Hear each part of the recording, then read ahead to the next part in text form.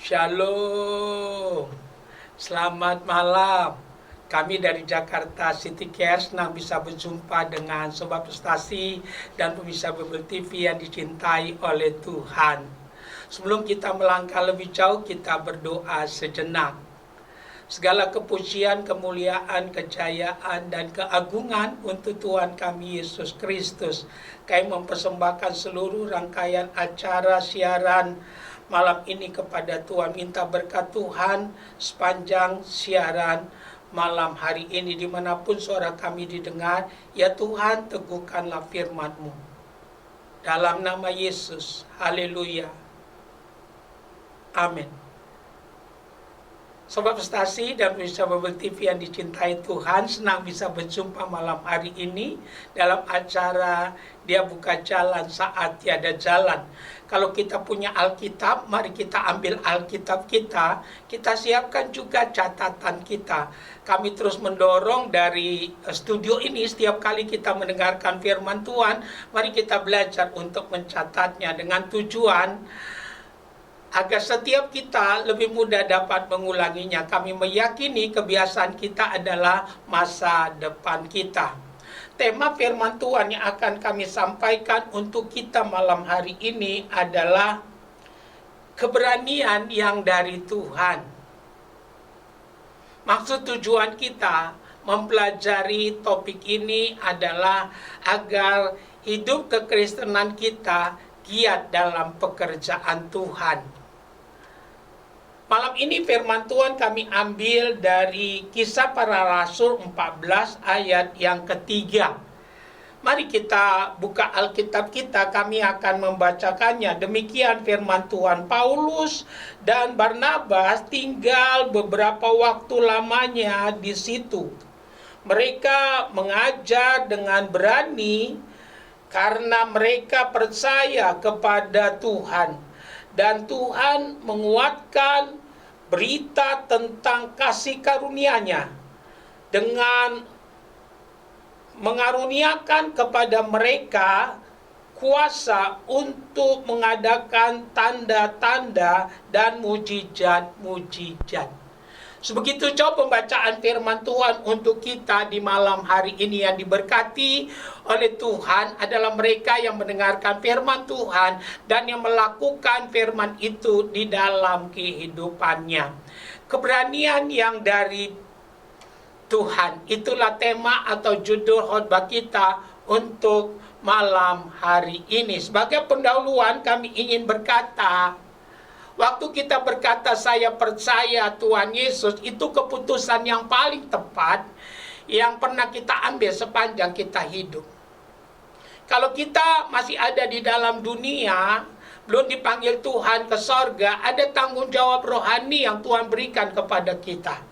Tuhan ingin kita bukan hanya menunggu mati masuk sorga, tapi Tuhan ingin kita menjadi partner kerjanya. Dimanapun kita berada, kita boleh menghadirkan kerajaan Allah. Dimanapun kita berada, kita boleh menjadi saksinya. Dimanapun kita berada, kita boleh menjadi terang dan garam. Sehingga pada akhirnya banyak jiwa yang datang kepada Tuhan.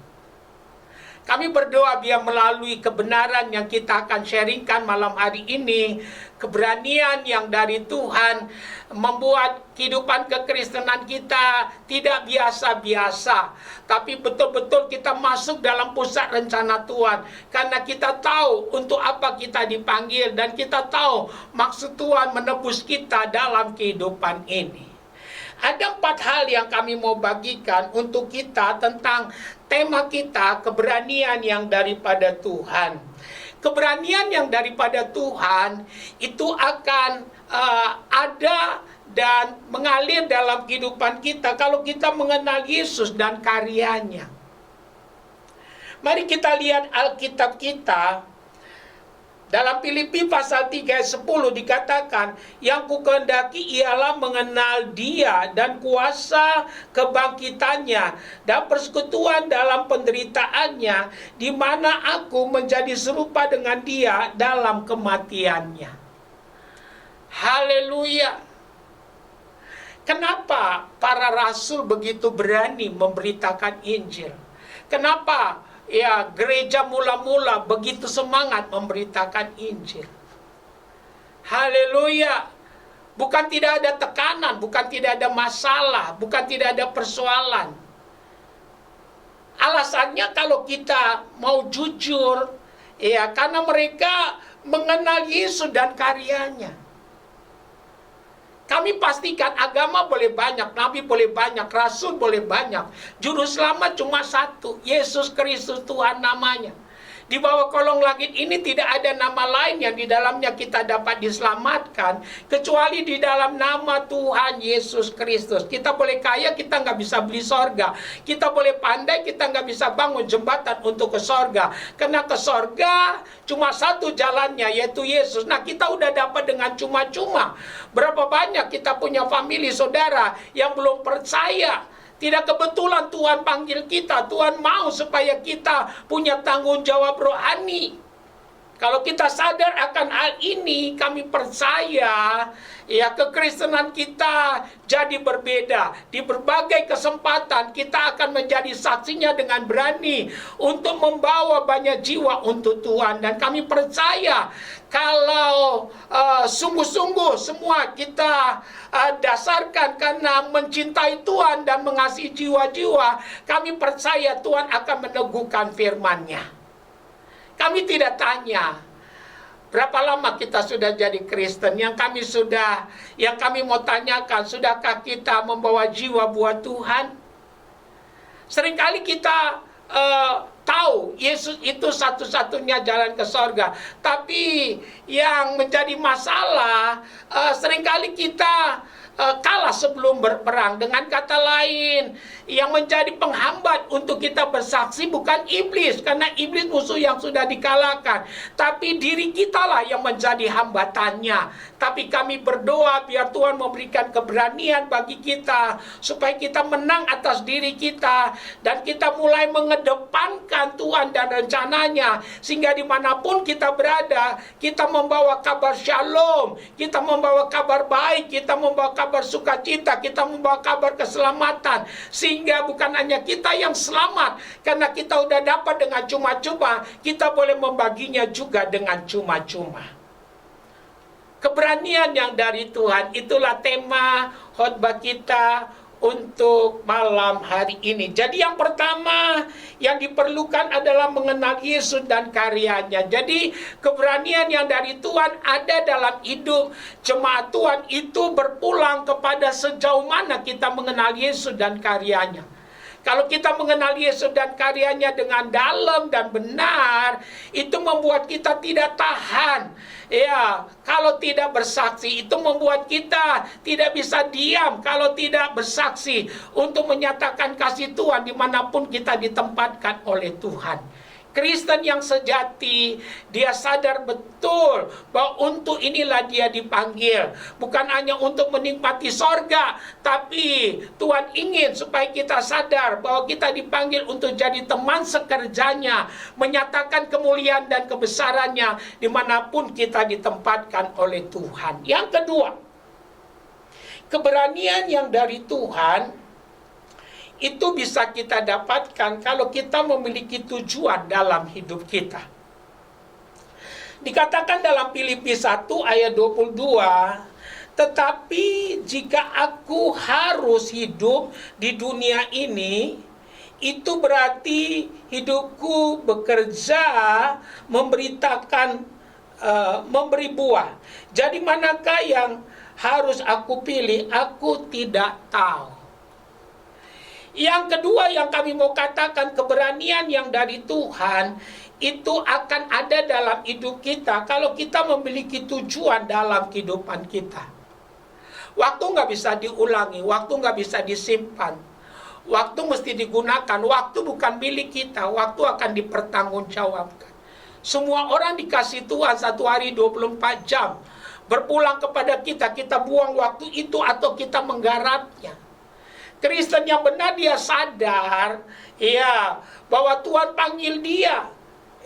Untuk apa? Untuk menggenapi rencananya. Karena itu perlu memiliki tujuan dalam kehidupan kita.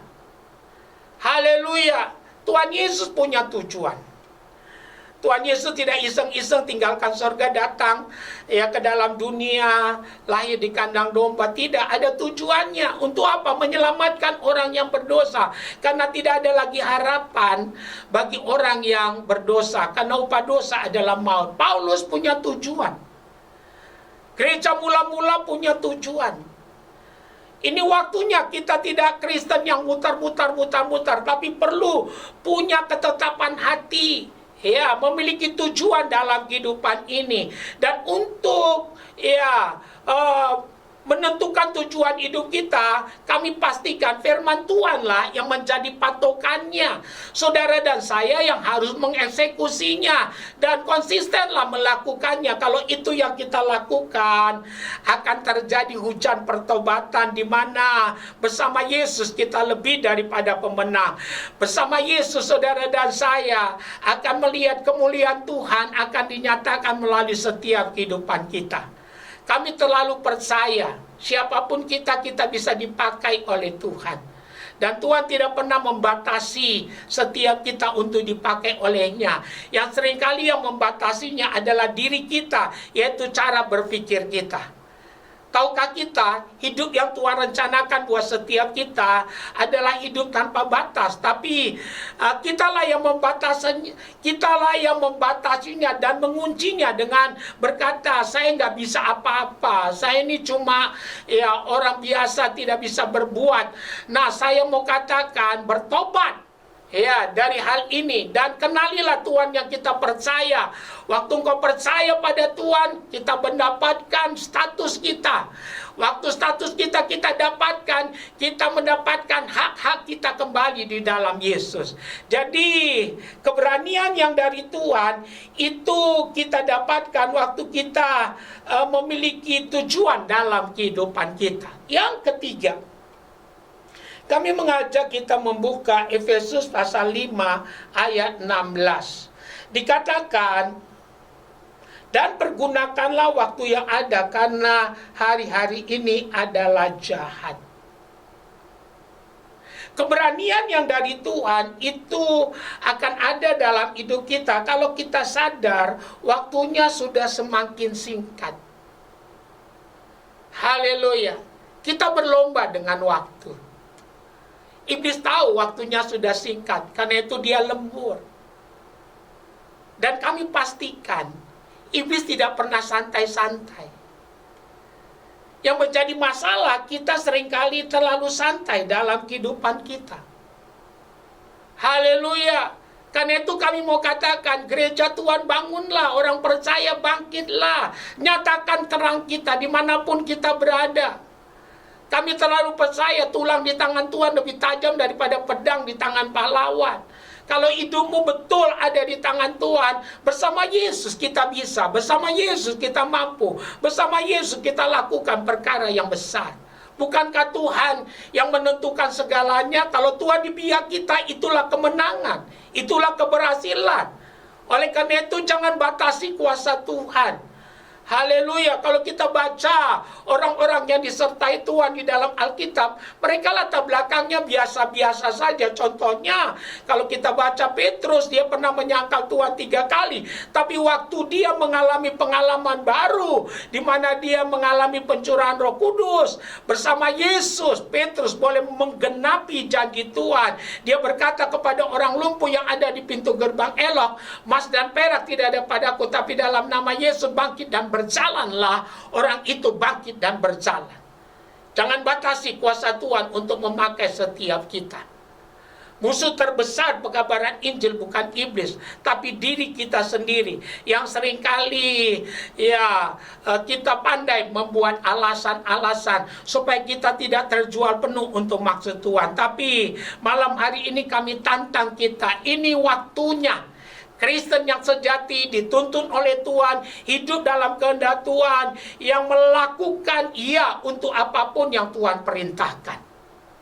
Yang keempat, yang terakhir.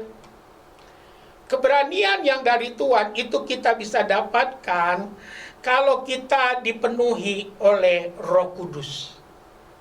Dahsyat, luar biasa.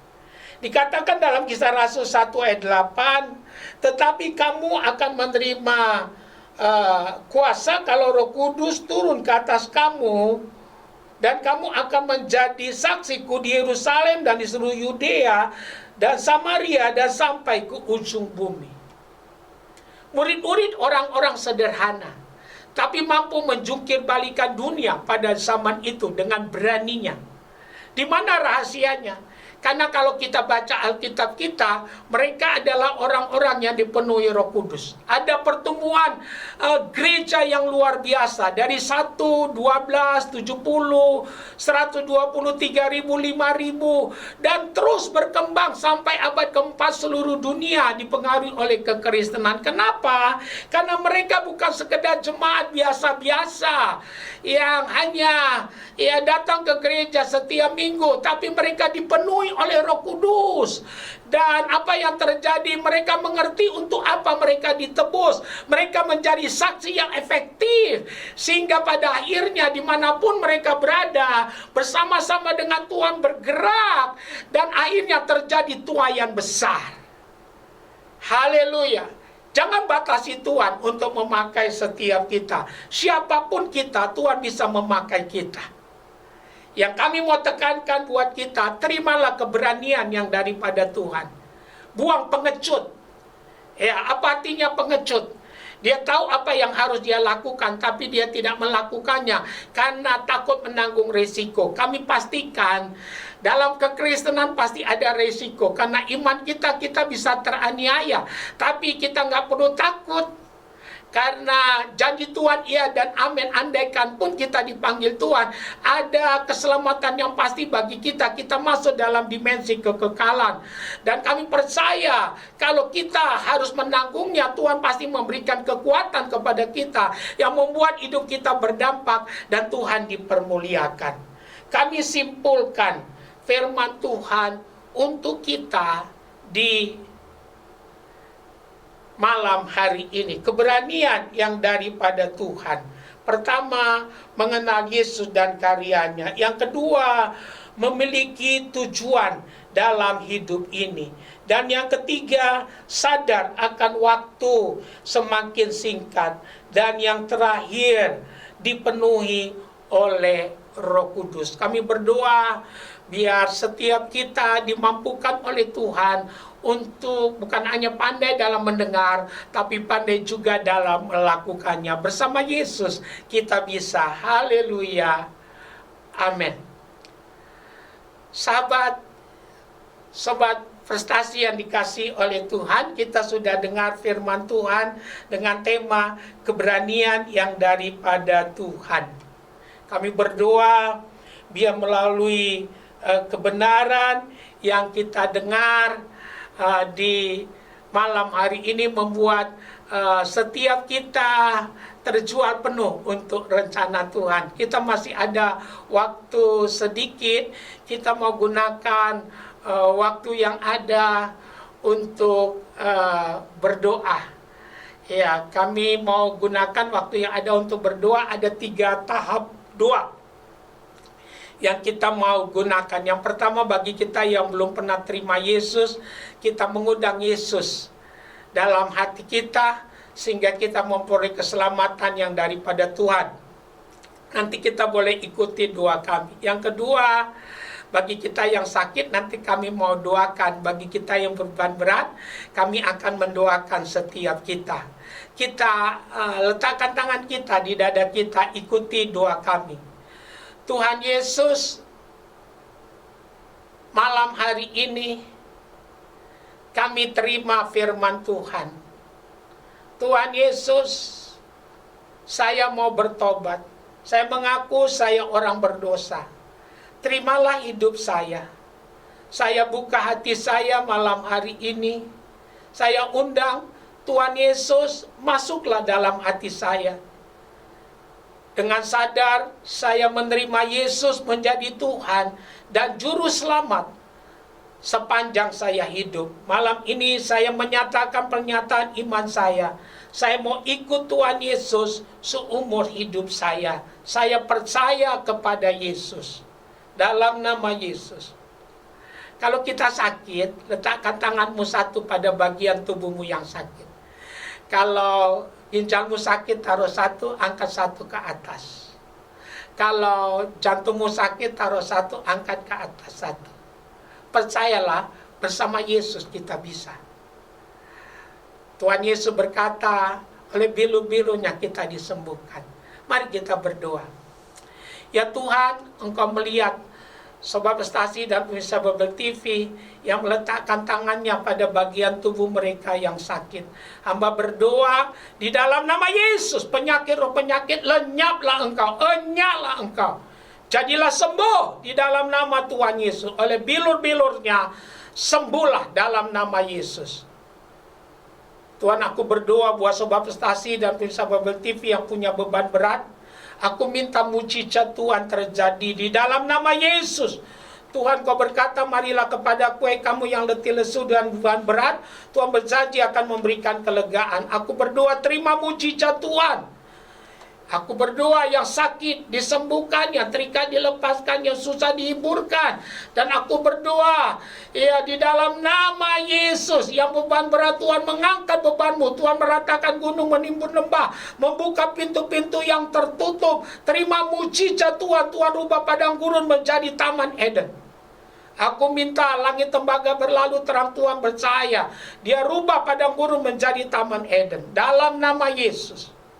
Aku berdoa buat Indonesia, dari Aceh sampai Papua, dari Sangir sampai Kupang. Tuhan, berkatilah Indonesia. Shalom Tuhan turun atas Indonesia. Diberkati penduduknya, mata pencarian penduduknya, dan pemerintahannya. Tuhan, kami berdoa, berkatilah, oh Tuhan, negeri kami serahkan kepada Tuhan. Kami mendoakan kota kami Jakarta diberkati oleh Tuhan, diberkati penduduknya, mata pencarian penduduknya, dan pemerintahannya. Kami merindukan ada hujan pertobatan di negeri kami, ada hujan pertobatan di kota kami. Kami berdoa buat gereja Tuhan, ikat dalam kasih, ada kasih persaudaraan. Jadikan gereja menjadi suara, bukan jadi gemah. Terima kasih ya Tuhan. Kami berdoa buat Sobat Prestasi dan pemirsa Babel TV yang menyaksikan acara ini, dimanapun mereka berada, di rumah sakit, di LP, ada pemulihan, ada penggenapan janji Tuhan, ada penghiburan. Kami berdoa buat Panorama MGK diberkati Tuhan, naik bukan turun. Terima kasih Tuhan, diberkatilah Sobat Prestasi dan pemirsa Babel TV. Kami bersyukur dalam nama Yesus. Haleluya. Amin.